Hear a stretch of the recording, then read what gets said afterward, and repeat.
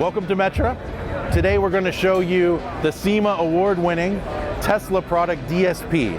Metra's DSP is controlled by an app with a 31-band EQ. This type of connection is what's called an A2B2 connection. So some of the frequency is from the front of it.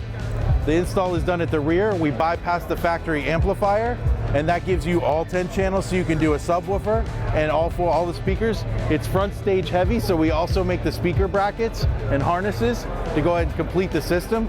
So now you can keep your factory set up with the screen in the front, and then you can go ahead and add everything else without damaging the vehicle. I'm going to show you the new speaker baffles and the covers for the Jeep Wrangler JL series.